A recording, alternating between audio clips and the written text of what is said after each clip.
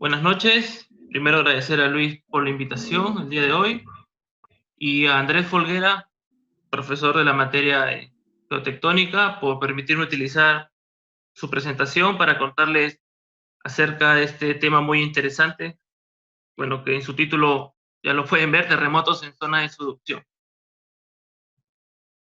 A ver. Primero me gustaría empezar contándoles por qué son tan importantes el estudio de los terremotos, ¿no? Me gustaría compartirles algunas definiciones previas y así lograr un mejor entendimiento cuando hablemos específicamente de los terremotos en zona de subducción. ¿Qué es un terremoto?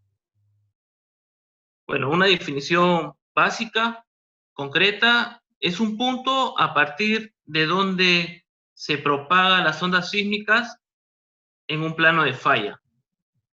Bueno, a partir del terremoto se propaga energía sísmica. Es por esto la importancia de estudiar los terremotos, porque nos brinda información para estudiar la sismología, la cual nos da información para estudiar la dinámica interna del planeta mediante la velocidad de las ondas sísmicas. El foco de donde se desarrolla el terremoto está asociado a un plano de falla y el epicentro es su proyección en la superficie. ¿Se ve mi puntero, Luis? Bueno, esperemos que sí. Bueno, primero hablarles un poco sobre sismología. Como les dije, un terremoto propaga ondas sísmicas y por esta razón analizaremos las ondas de cuerpo, las transversales y longitudinales, las cuales son muy importantes para estudiar el interior del planeta. Bueno, como sabemos, las ondas longitudinales o primarias, o llamadas P, son las primeras en llegar cuando se produce un terremoto, es decir, son las más veloces. La mejor forma de graficar, como vemos en el ejemplo, es un resorte. Lo estiramos, lo soltamos, la materia avanza y retrocede. Y lo que se transmite es la perturbación de las ondas sísmicas. El material siempre vuelve a su posición original porque se deforma en estado elástico. Con respecto a las ondas transversales o secundarias o P, el análogo es si tomamos una soga en su extremo y la ondeamos como un látigo y hacemos que la perturbación se desplace en una determinada dirección transversalmente. Tarde o temprano, esta recobra su forma original. También son conocidas como ondas de cizallas. Cabe resaltar que son más destructivas que las ondas longitudinales y no viajan en fluidos. Su velocidad es alrededor de la mitad de las ondas P. Bueno, seguimos un poco con sismología y analizándolo en los modos de rigidez y compresibilidad, podemos saber el comportamiento de las ondas sísmicas en sólidos y fluidos. La velocidad de las ondas transversales o secundarias, como podemos ver acá, depende del módulo de rigidez y de la densidad de la materia. En cambio, las ondas longitudinales dependen del módulo de rigidez y del módulo de compresibilidad y de la densidad del material. El módulo de rigidez varía según los materiales, rígidos y menos rígidos. Pero lo interesante es que los líquidos no tienen rigidez, es cero. Entonces, la onda S se anula en los medios líquidos, como por ejemplo el núcleo externo, que lo vamos a ver en una diapositiva más adelante. La onda S no tiene capacidad para entrar al núcleo externo. En cambio, la onda P también depende del módulo de compresibilidad y los líquidos, como sabemos, también son compresibles. Entonces, desaceleran los líquidos, pero la velocidad no llega a cero. Cuando hacemos un análisis del interior de la Tierra tiene en promedio 6.780 kilómetros de radio, el techo del núcleo externo está a 2.900 kilómetros y el núcleo interno a 5.100 kilómetros. Veamos lo que pasa en las ondas sísmicas, en las grandes variaciones. se aprecia que el manto tenemos una serie de discontinuidades discretas en las velocidades S y P. Pero cuando llegamos al núcleo externo hay un comportamiento diferencial. La onda P se desacelera fuertemente sin llegar a cero. En cambio, la onda S llega a cero. La onda S es la roja y la onda P la azul. En el núcleo interno vuelve a aparecer la onda S y se acelera la onda P. Con esto confirmamos que el núcleo externo se encuentra en estado líquido. Si vemos la estructura de velocidad en la profundidad de la Tierra, vemos que la crisis o discontinuidad de 2.900 kilómetros no es la única que aparece en el interior de la Tierra. Hay una que está a 100 kilómetros aproximadamente, que por el tema de escala no se puede ver, y es conocida como la zona de baja velocidad. Vendría a ser la base de las placas y se interpreta como el patín de las placas, que es el 1,5% del material fundido. Y las ondas sísmicas son muy sensibles a este material fundido. Siempre que los sismólogos se encuentran en la primera crisis de velocidad, la marcan como la base de las placas. Después hay saltos positivos a los 410 kilómetros, a los 660 kilómetros, y también hay una discontinuidad que no se aprecia en el gráfico a los 2.600 kilómetros, que es conocida como D segunda. Y después a los 2.900, que es la entrada al núcleo.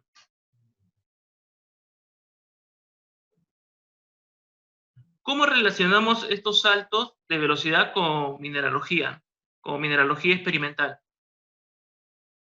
Bueno, la mineralogía experimental se encarga de reproducir condiciones de presión y temperatura que no pueden ser generadas en superficie. Trabaja con grandes equipos en los cuales ponen minerales superficiales y los someten a condiciones de presión y temperatura diferentes. Esto con la finalidad de hacer un símil respecto a las condiciones dentro del manto.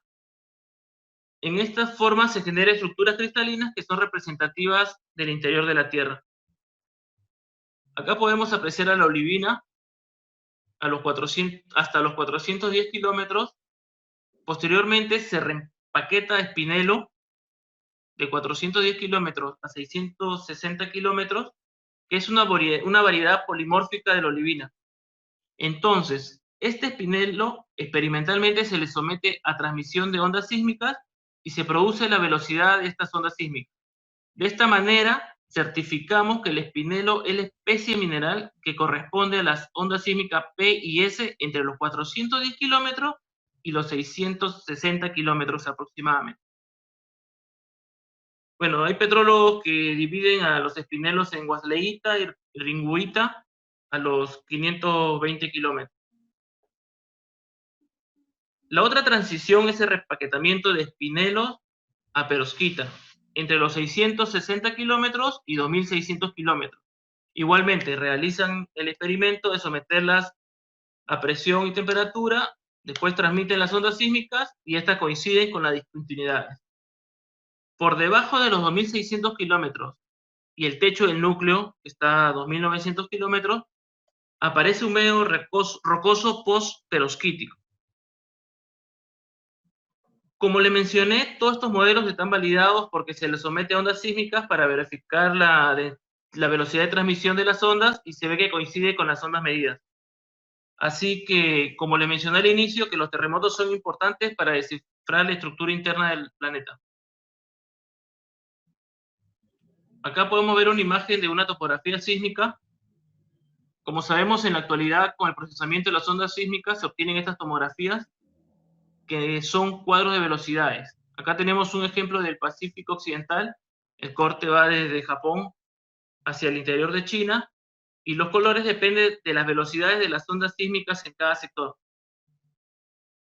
Los colores azules resaltan los... Oh, perdón. Acá. Bueno, el azul resalta la alta velocidad de las ondas sísmicas y los rojos las velocidades bajas. Sabemos que la velocidad tiene que ver con la rigidez de los materiales. Cuando están rígidos o fríos, mejor dicho, las ondas sísmicas pasan a alta velocidad. Y cuando los materiales son calientes o no rígidos, las ondas sísmicas se retrasan. Entonces, viendo esta tomografía sísmica, podemos ver que la losa subductada es más rígida y fría que el material del manto. En esta sección podemos apreciar cómo la losa que subduce va entrando hacia el interior de la Tierra.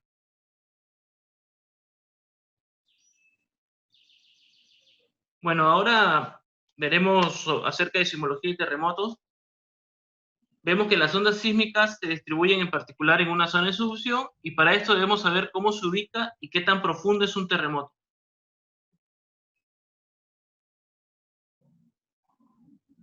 Para la ubicación de un epicentro necesitamos por lo menos 3 estaciones de medición.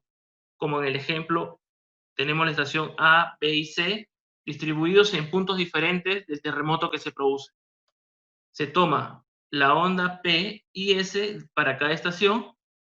Antes se trabajaba de forma manual y se tomaba cada uno de los sismógrafos y los sismólogos identificaban la onda P y luego la S, porque les mencioné que la onda P es de mayor velocidad y luego viene la S. El eje vertical es en tiempo y la horizontal es distancia. Bueno, se tomaban unos ábacos y se hacía encajar las ondas P y la S en cada una de estas curvas. Entonces, donde el eje del sismograma intersecta el eje de las X, podemos sacar la distancia de ese punto de medición al sismo. Conociendo la medición de las estaciones, se trazaba un círculo con un compás y se buscaba la intersección entre los círculos y esa era la zona potencial de ubicación del sismo. Mientras más estaciones tenemos, cabe resaltar que la incertidumbre de su ubicación aumentaba. Pero por supuesto, ahora ya no se trabaja de forma manual, ahora se trabaja con miles de estaciones, entonces la ubicación del epicentro se realiza analíticamente en segundos. Cuando se produce un terremoto, la USGS compila todas las mediciones globales y a partir de eso del resultado de la ubicación del epicentro. Obteniendo o sabiendo el epicentro, podemos saber qué tan profundo se originó el terremoto. Así que ahí se necesita mínimo una estación y podemos tener la onda directa P y compararla con un primer reflexión PP. Antes se trabajaba, como les mencioné, de forma manual, ahora todo es numérico y analítico. Mientras más larga es la diferencia de tiempo entre la onda P y PP, más profundo es el epicentro. También me gustaría contarles un poco sobre el ciclo sísmico. Acá en el ejemplo vemos una falla de rumbo. Las fallas que ocasionan los terremotos, la gran mayoría del tiempo están trabadas. Intentan desplazarse y ahí lo único que tenemos es deformación elástica del terreno. En cierto momento alcanza un valor crítico de acumulación de deformación elástica y la falla se manifiesta. El terreno se rompe, ocasionando el terremoto. A esto se llama el ciclo sísmico de las fallas. Para los sismólogos, este periodo de la deformación elástica sin ruptura se llaman periodos intersísmicos y periodos donde ocurre la ruptura lo llaman cosísmicos. Esto es en zona transcurrentes, pero ¿cómo opera en una zona de subducción? ¿Sí? Acá vemos en la imagen de arriba cómo se comienza a deformar elásticamente el material hasta que llega a un punto máximo y se ocasiona la ruptura y por ende el terremoto. La deformación es el periodo intersísmico y el momento de la ruptura es el periodo cosísmico.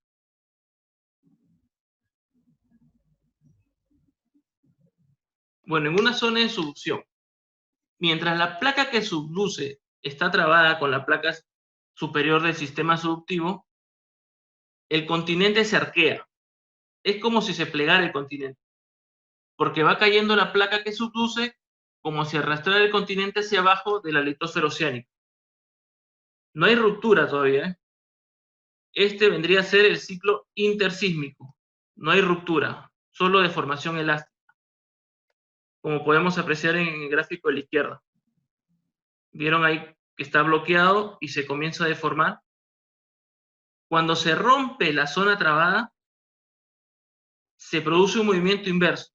Todo el plegamiento que se produce en el continente es liberado y la que la levanta es la costa. Es ahí donde se derrumba el continente. Esto ocurre durante el ecosísmico, la ruptura del plano de subducción. El levantamiento que ocasiona esta ruptura puede estar pegado a la costa o por debajo del nivel del mar, lo cual ocasiona tsunamis. Bueno, en realidad acá podemos ver un ejemplo. Esta es la zona de subducción de la isla en Nueva Zelanda. Es la placa pacífica, se hunde por debajo de la australiana y veamos cómo pega un salto durante el ecosísmico. ¿Sí? Acá vemos que el continente va a pegar un salto después de un terremoto cuando se destrabó la zona de subducción en el ecosísmico. ¿Sí? El continente pega un salto y se puso la plataforma de abrasión marina. Antes había un acantilado que después migró costa afuera, ¿no? O sea que las placas superiores del sistema subductivo van pegando saltos durante los ecosísmicos, como apreciamos acá.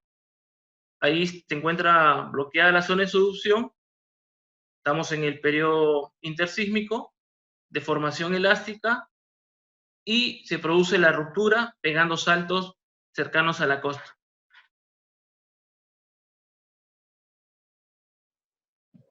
Bueno, hasta acá vamos viendo la importancia de los terremotos para identificar las discontinuidades internas de la Tierra, la ubicación del epicentro, del hipocentro foco y el ciclo sísmico. Sabiendo la ubicación del epicentro y el foco, se puede obtener otra información valiosa, y son los mecanismos focales. Estos mecanismos focales nos muestran la orientación y la naturaleza de la falla que provocó el terremoto. Acá tenemos un ejemplo en el cual supongamos que tenemos una falla vertical, esta afecta un volumen, tenemos 4 puntos en amarillo en el entorno del movimiento de la falla. Vamos a ver cómo se comporta el terreno durante la ruptura. Vamos a tener una fase de acumulación de deformación intersísmica seguido por una ruptura, que vendría a ser ecosísmico. ¿Sí? Veamos cómo se mueven estos 4 puntos de referencia. Ahí se está produciendo la deformación elástica, periodo intersísmico, y posteriormente la ruptura. Apreciamos cómo se desplazan estos 4 puntos y se ve que se ocurren cosas raras en el posterior al rompimiento de este material. Tenemos 4 cuadrantes, si los dividimos, el eje vertical vendría a ser el plano de falla y perpendicular tenemos un plano nodal.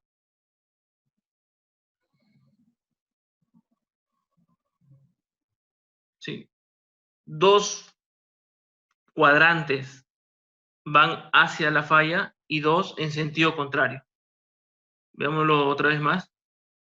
Ahí tenemos el volumen con los 4 puntos, deformación, todavía no hay movimiento, y ahí al momento de producirse la ruptura, vemos cómo se desplazan 2 puntos hacia el plano de falla y 2 en sentido contrario. Bueno, ahora veamos cómo se ve en la realidad. Cuando se produce un terremoto, pongámonos en este punto, y tenemos 3 estaciones de medición, la falla que se está activando es esta falla vertical. Es una falla normal y el plano perpendicular es el plano nodal. Entonces, cuando se produce la falla, 2 cuadrantes se van a mover hacia el terremoto ejerciendo presión y los otros 2 cuadrantes ejercen tensión. Dijimos que entre un terremoto y un punto de medición hay un solo rayo posible. Entonces, a este punto de medición llega el rayo. ¿De dónde salió este rayo? Salió del cuadrante de donde escapa el terremoto. Veamos qué pasa en la estación más lejana. El único rayo posible que une esta estación con el terremoto proviene de un cuadrante que el material es succionado por el terremoto. No se escapa, ejerce presión. Y estos dos cuadrantes, en las otras dos estaciones, vemos que sí escapa.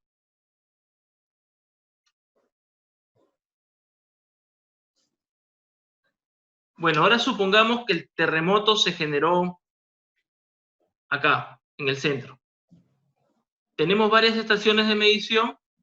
Supongamos que es, no supongamos, sí, que es una falla inversa y tenemos el plano nodal perpendicular.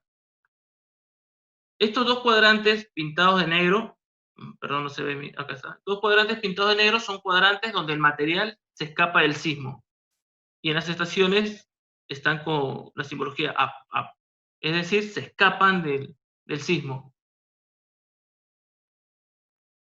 Y en los cuadrantes blancos, el material colapsa hacia el sismo.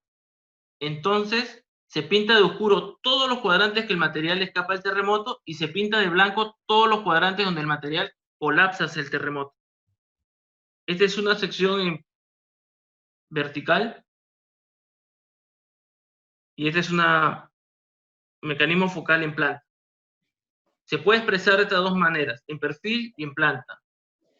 La proyección de estos dos planos en planta es un estereograma de arcos y se representa el hemisferio sur del mecanismo focal en perfil. O sea, de la mitad hacia abajo se representa en planta.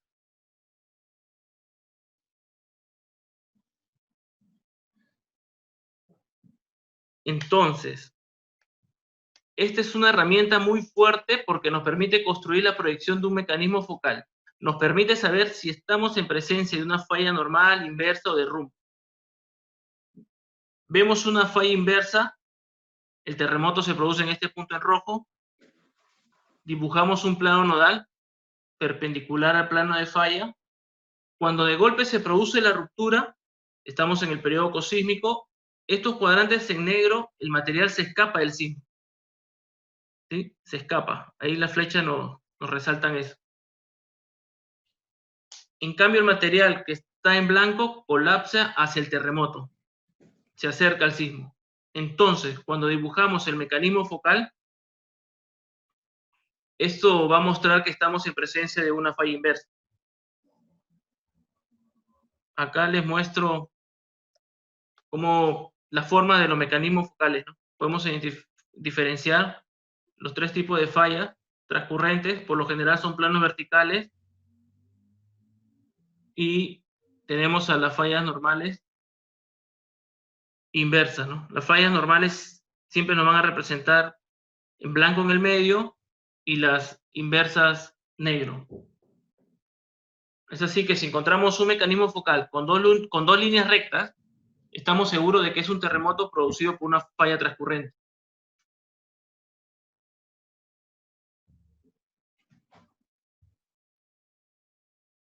Bueno, acá ya empezaremos a hablar un poco sobre las zonas de subducción y los terremotos que están asociados a esto.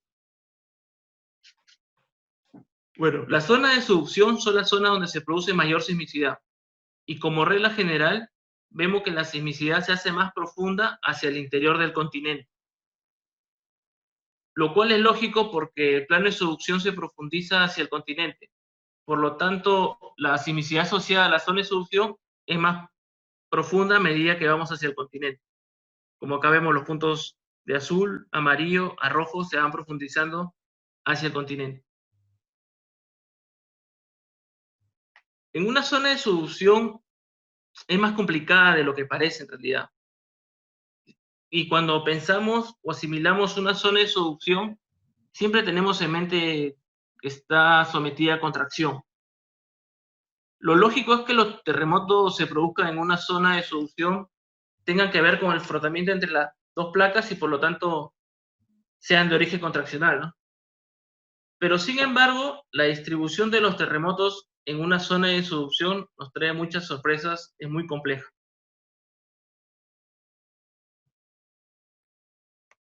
Bueno, en Sudamérica también se profundizan hacia la zona de subducción. Vemos una distribución uniforme de los terremotos en toda la subducción. Podemos ver esas tres secciones, como de rojo a verde y azul van variando en profundidad hacia el continente. También cabe resaltar que tenemos terremotos fuera de la zona de subducción, cerca a la trinchera. Es una zona periférica del plano que subduce. A esta área se le conoce como el lobe de Rice, que su traducción al español sería dorso periférico. Y tenemos también terremotos en la misma zona de contracción y terremotos más profundos, como podemos apreciar en estas tres secciones o estos tres cortes, de norte a sur. Vemos a los puntos rojos en la misma zona de subducción, los verdes un poco más profundos y los azules mucho más profundos.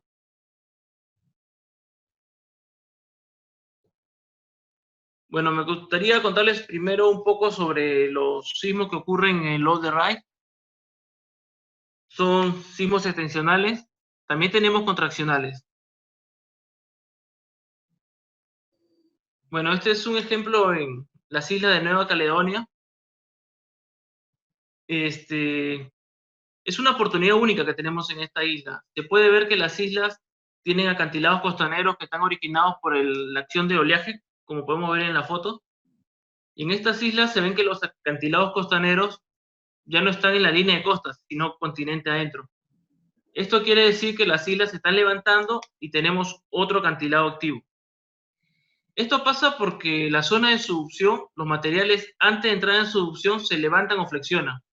Esto es similar, por ejemplo, como si flexionamos una viga elástica, en este caso sería la placa australiana, que al aplicarle un peso, que sería en este caso la placa pacífica, la viga se flexiona de esta manera generando un levantamiento a cierta distancia de la aplicación del peso.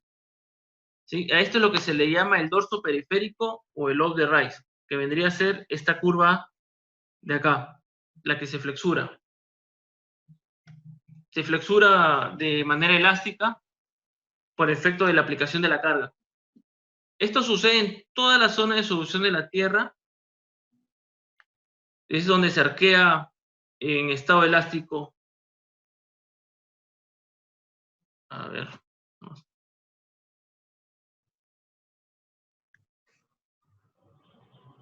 Bueno, acá tenemos un ejemplo de la zona de subducción japonesa, que es la placa pacífica subduciendo bajo Japón. Y vemos un sistema de fallas normales, por si graben, que se generan por extensión del lobe de Rice. Y también vemos sismos famosos ubicados sobre el lobe de Rice. Estos sismos son importantes porque produjeron tsunamis, ¿no?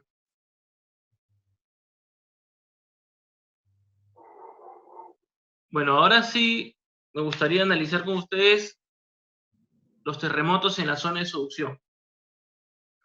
Y para esto es importante analizar sus mecanismos focales.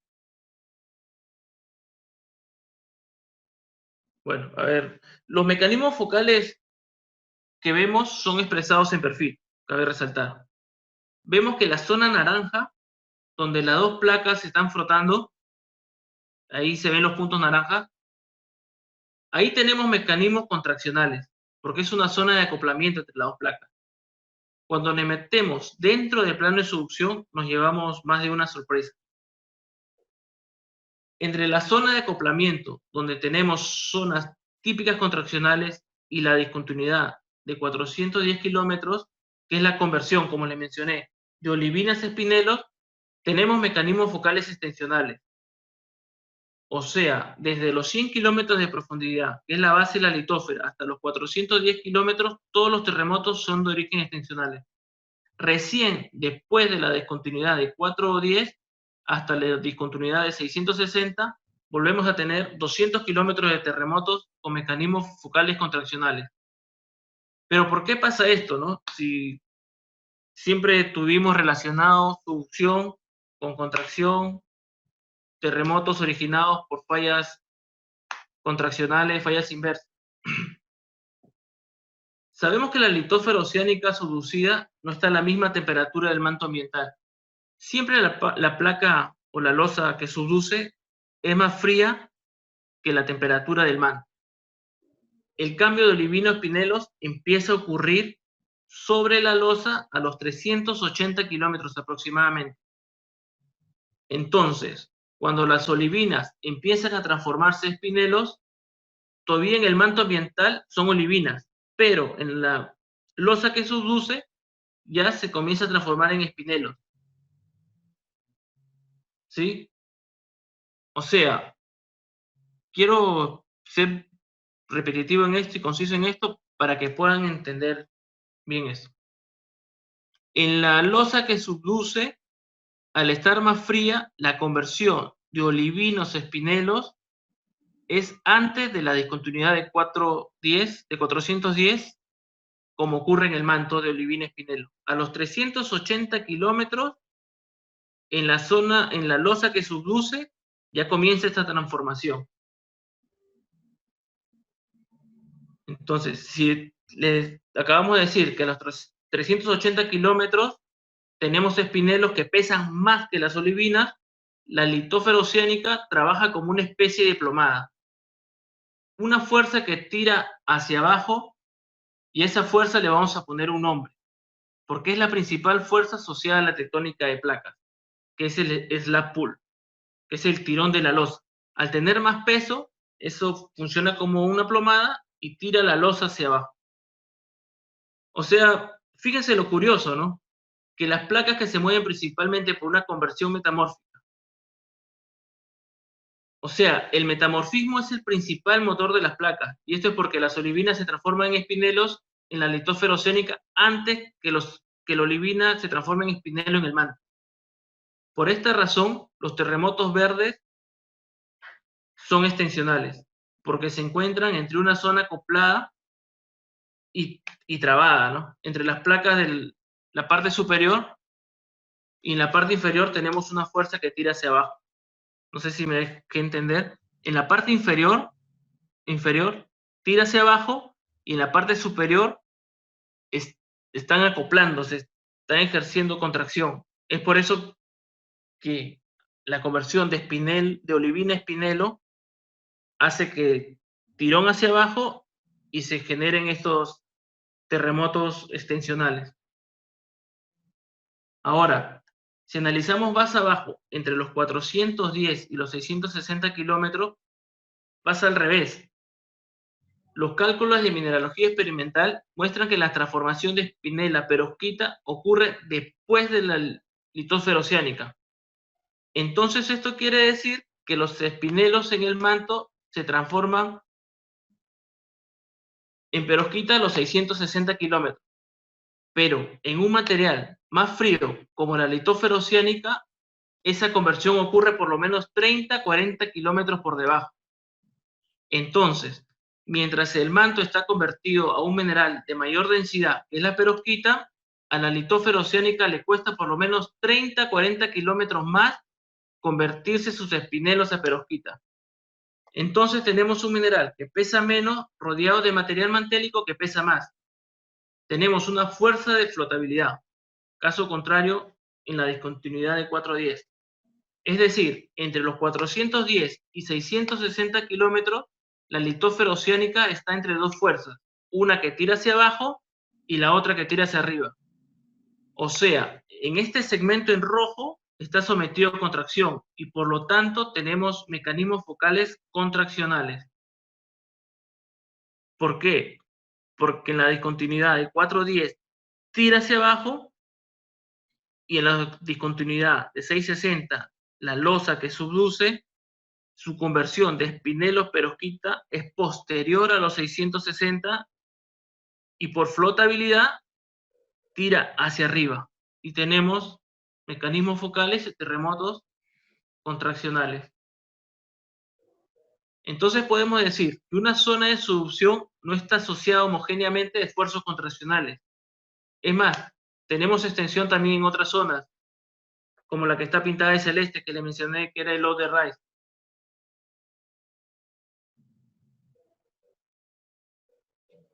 ¿Sí?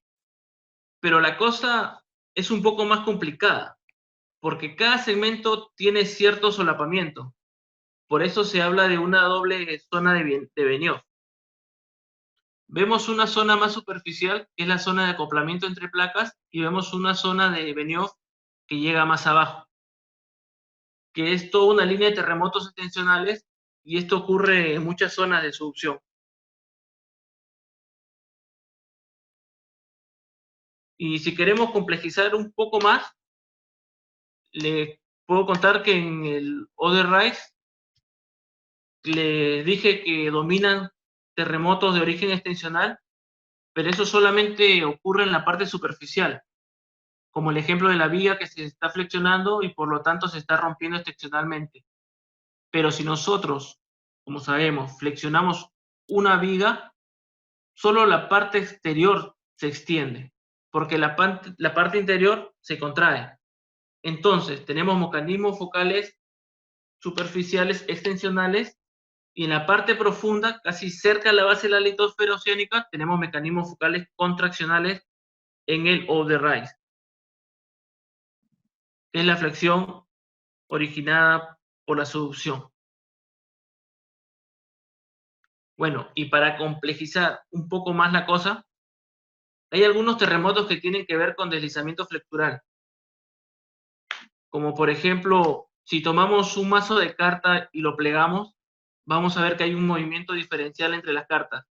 Hay cartas que se mueven una respecto del otro y ese mecanismo se llama flexodeslizamiento. Y a medida que la litosfera oceánica se hunde en el manto, pasa lo mismo que las cartas. Se va curvando y va experimentando flexodeslizamiento. Y ese flexodeslizamiento genera fallas inversas. Entonces, en el segmento que tenemos fallas normales, que es entre los 410 y los 660 kilómetros de profundidad, también tenemos fallas inversas asociadas a este flexodeslizamiento. Bueno, y si queremos no, sino que la cosa se complica un poco más, porque estas fallas que se originan en el Oder Rise, en la parte superior, como les mencioné, son extensionales. Después, con el tiempo, estas fallas entran a la zona de subducción, y cada tanto la fuerza del lat pull, la fuerza que tira la losa subducida hacia abajo, le pega un tirón y la vuelve a reactivar extensionalmente. Entonces, en la zona de acoplamiento, donde típicamente tenemos fallas inversas, podemos tener la reactivación tardía de una falla normal del Oder Rise, producto de este tirón del lat pull. Y bueno, eso era un poco lo que le quería contar sobre estas fallas sobre los terremotos en la zona de subducción, ¿no? Que no necesariamente todo el mecanismo está asociado a compresión, sino que tenemos estas fallas extensionales entre los 410 y las 660 kilómetros de profundidad. Bueno, gracias por su atención.